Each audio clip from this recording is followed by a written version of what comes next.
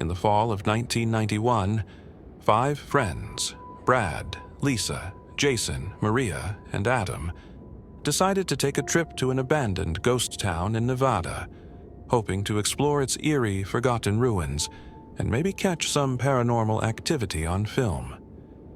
This ghost town had long been a topic of local legend, often described by locals as a place filled with unsettling energy. Despite numerous warnings from nearby residents about strange happenings in the area, the group was determined to spend a weekend capturing photos and making videos for their social media accounts. The 5 friends arrived at the ghost town late in the afternoon. The sun was setting behind the hills, casting an orange hue over the ruins. The silence was overwhelming. The old wooden structures stood like skeletons of a forgotten past. Without wasting time, they began exploring the dilapidated buildings, snapping photos and trying to document their adventure. But something felt off. The stillness in the air, the absence of wildlife, and the occasional rustling of the wind made them uneasy. As night fell, the group gathered in an old saloon for warmth. They sat around a small fire they had started inside, trading ghost stories and attempting to embrace the spooky atmosphere. Laughter filled the air, but beneath it, an underlying tension was building. That's when they began to hear noises coming from the street outside. Soft tapping sounds at first, followed by what seemed to be distant footsteps. At first, they thought it was the wind or perhaps some animals scurrying through the abandoned town. But then, the sounds grew louder, closer. It wasn't just the sound of footsteps. It was the rhythmic sound of something or someone walking through the town. Each time they tried to dismiss it, the noise came closer, and the unease in the group began to turn to fear. Brad, who was the most adventurous, decided to go outside to investigate, taking his flashlight with him. As he stepped into the street, he called out to his friends, but his voice was swallowed by the wind. Minutes passed, and when Brad did not return, Lisa, Jason, Maria, and Adam hurried outside to look for him. They moved cautiously, their eyes scanning the darkened streets. It was then they heard it. A low, whispering voice calling Brad's name, but the voice didn't sound like him. It sounded distant, distorted, as if coming from all directions at once.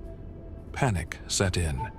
They rushed toward the last spot they saw him, but all they found was his flashlight lying on the ground, still lit, casting eerie shadows across the dusty streets. They called out to Brad in desperation, but there was no reply. That's when they noticed something even more chilling: footprints in the dirt leading toward the old abandoned church at the edge of town.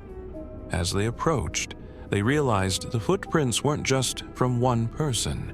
They were multiple sets, all converging toward the church, and all appeared to be dragging, as though whoever made them had been struggling or wounded. When they entered the church, it was deathly silent. No signs of Brad, no sign of life, really. The air inside was cold and heavy, and there was a thick layer of dust on the floor, undisturbed. That's when they found the first body. It was Brad, but he wasn't alive. His body was slumped against the wall, eyes wide open, mouth agape in a frozen scream. His clothes were torn, and his skin was covered in strange, deep scratches, as though he had been dragged across rough surfaces. Suddenly, the door slammed shut behind them, and the group was plunged into complete darkness. A loud bang echoed through the church as they fumbled for their flashlights. But it was too late. Lisa screamed as she was yanked away from the group and dragged into the shadows. Her scream echoed in the silence as the others turned to run, but one by one, they were picked off in the darkness. Jason was next. His body was found in the abandoned town square, lifeless and covered in blood, with his eyes open wide in shock. Then Maria's body was discovered near the old barn, her face unrecognizable, as if her features had been mutilated. Adam, the last survivor, managed to escape and run to a nearby road, where he was found hours later, completely traumatized. He couldn't speak, his eyes wide with fear. He couldn't remember what happened after he saw his friends fall. The police arrived the next day, but they found no trace of the killer. The town, once again, was eerily silent. Some say the ghost town was cursed. Others claim the group had stumbled upon something far darker, something that had been waiting for them. To this day, no one knows what really happened to those 5 friends. The ghost town remains abandoned, but some say that on quiet nights, you can still hear whispers of their voices on the wind, calling out to those who dare to venture too close. In 1985, 4 close friends, Tom, Sarah, Luke, and Emily, decided to rent a secluded cabin in the woods of North Carolina for a weekend getaway. The cabin was located miles away from the nearest town, deep in the forest, and promised a peaceful retreat from the hustle and bustle of city life. The friends were excited to disconnect from the world and spend their days hiking, exploring, and relaxing in the wilderness. They arrived at the cabin late in the afternoon and immediately began to unpack. The air was fresh and crisp, and the forest around them was thick with trees, creating a sense of isolation. The cabin itself was rustic but charming, with a large stone fireplace and a porch overlooking a serene lake. They spent the evening cooking dinner, talking and laughing, unaware that something sinister was about to unfold. As night fell, the atmosphere shifted. The forest outside seemed to come alive with strange sounds, branches snapping, something rustling in the bushes. They thought it was just wildlife, but the noises grew louder, closer. It wasn't just animals anymore. It sounded like footsteps. Tom, always the skeptic, decided to investigate. He grabbed a flashlight and walked outside, calling to his friends that everything was fine. But as he ventured deeper into the woods, he began to feel a growing sense of dread. The shadows seemed to close in on him and the air turned cold. Then, suddenly, he heard a low growl behind him. He spun around, but there was nothing there. His flashlight flickered and died, and in the pitch black, he heard a voice, his own voice, calling his name, but distorted, like a twisted version of himself. He turned to run back to the cabin, but as he did, he stumbled upon something terrifying, a human figure, standing in the trees just watching him. The figure didn't move, but its eyes glowed with an unnatural light. Tom froze, his heart racing.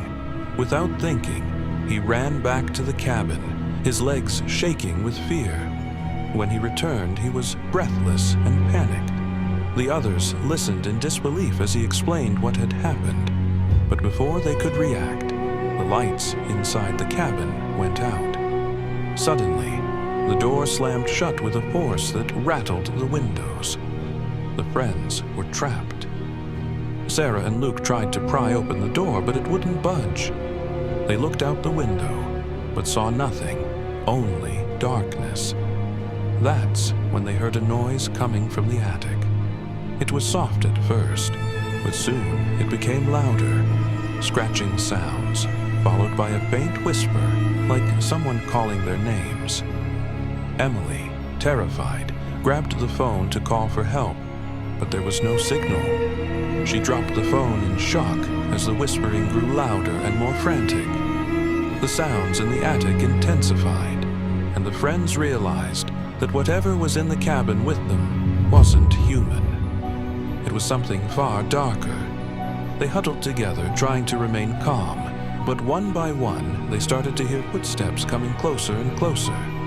The whispers became screams, and the door to the attic creaked open on its own. They ran for the back door, but before they could escape, Tom was pulled into the darkness, his scream echoing in the night. Luke and Emily managed to escape into the woods, but as they ran, they were separated. Emily found herself lost, unable to see through the thick trees. She wandered for hours, calling out to Luke. When she finally stumbled upon a road, she was discovered by a passing car, covered in dirt and blood, her eyes wide with terror. The authorities later searched the area, but they found no trace of the others. The cabin was gone, as though it had never existed. The friends' disappearance remains one of the most terrifying and unexplained events to have occurred in the area. To this day, some claim that the forest is cursed and that the cabin is still out there, waiting for the next group to wander into its deadly grasp.